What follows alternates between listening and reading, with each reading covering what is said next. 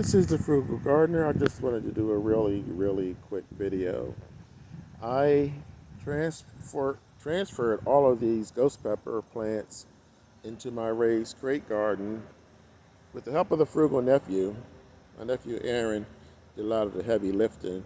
I had bins in here over the summer, and I built this thing so that it's adjustable, seasonal, if you will.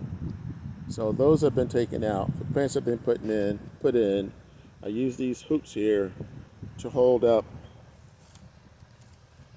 this burlap, which goes over here at night.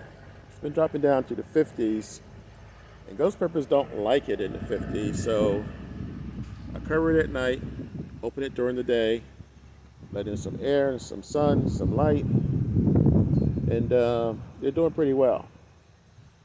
So that's my little quick update for today. Catch you guys on the next one.